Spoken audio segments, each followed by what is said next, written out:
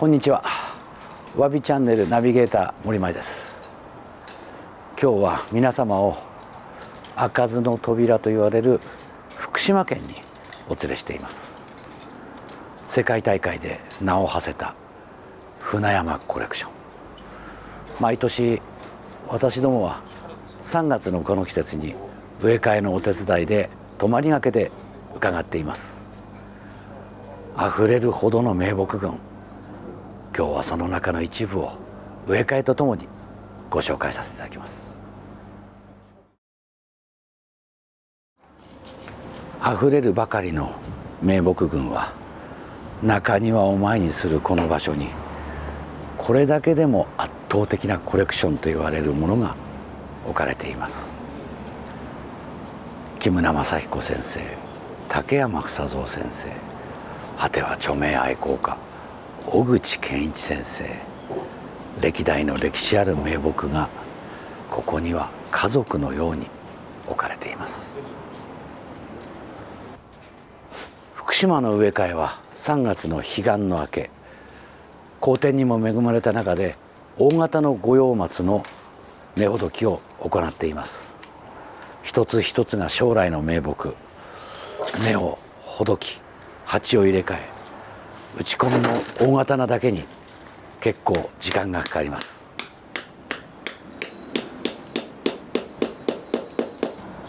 大型名木の植え替え、一日に数本しかできない木たち。それでも5、6年に一度は根をさばき、新しい土を植えなければなりません。これの繰り返しが日本の盆栽を守り続けます。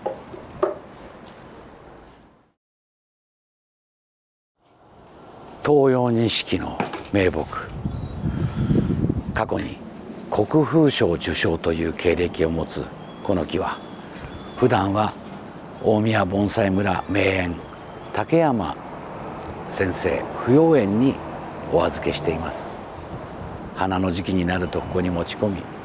花をお楽しみになってからまた不要園へ。来年は十数年ぶりに国風展へ挑戦しようか、そのようなことを持ち主の船山さんと考えている名樹中の名樹です。鶴竜庵小口健一先生の図録にも載っているエゾマツ古木の有名な木です。ここ福島県はエゾマツがとても生育の良い場所の南限とされる場所です。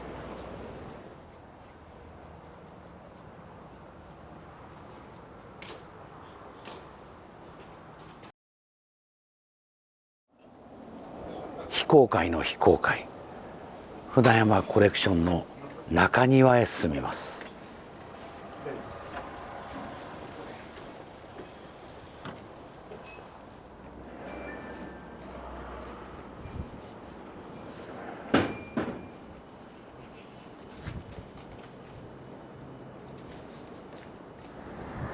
初公開の船山コレクションの中庭です。数々の名木をコレクションされる船山邸ですが、ここは東御用、この北関東の御用、東北の御用のふるさとでもあります。船山邸には日本を代表する五葉松が基本として多くコレクションされています。中へ進んでご覧に入れましょう。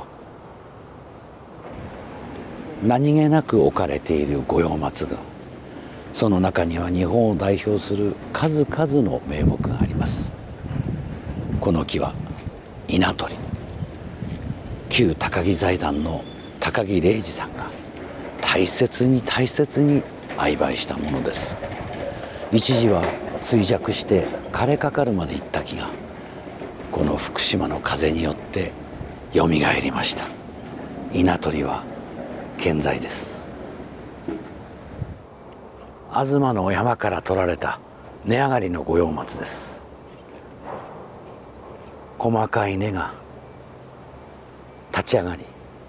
折れ曲がった幹を支えて独特の圏外を作っています。この木のようにここの庭には世の中には一度も公開されたことのない山味の見事な未完成の作品が数多くあります。メインの中庭には12本の銘木群があります。文人大型心拍として名高い銘三日月、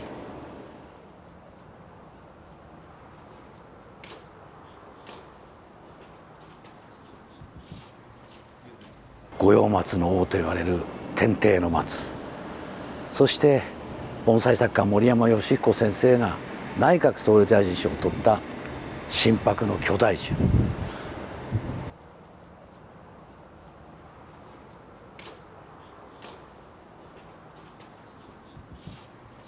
すべてがこの船山コレクションの中で息づいています。東御用を愛する船山さんですが、日本の盆栽界を守り続けるお一人とも言えます。大型小白盆栽の中に少し小ぶりな五葉松がこの庭にあります。おそらく東御用松の鉢の中で作られた古さでは有数のものといえるこの木、揺れ立つ山間の姿、葉生の素晴らしさ、まさに絵心豊かなこの木は東御用松の盆栽がいかなるものかを物語っている名樹と言えます。見上げるような心拍の大巨木、東北の王、心拍の王と言われた未完の大樹です。三陸海岸から採集されたのは半世紀以上前。津波をよけて唯一生き残った木は今この福島の地で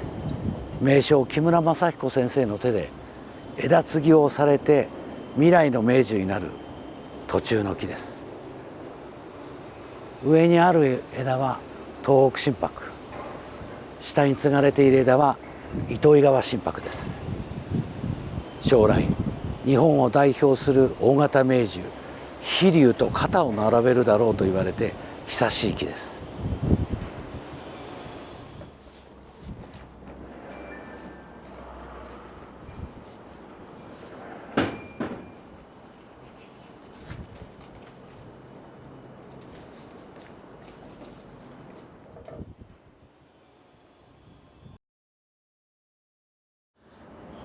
この庭を代表するこの五葉松、天庭の松、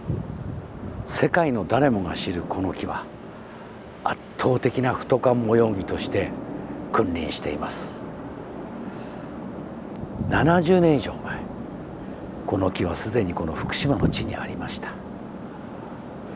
この木があの木と言える状態であったものを船山邸に来てここまでの姿になりました。日本の五葉松を代表する一樹、これを皆様にお伝えしながら今日のこの船山コレクションのご紹介を終わりたいと思います。あまりの数でどれを紹介していいのかわからないほどの数です。個人の方が日本の盆栽を守ろう、そしてその中からその声を聞いて人生を楽しもう、それをなさっている姿が少しでも伝わればと思います。ぜひアーカイブスを含めて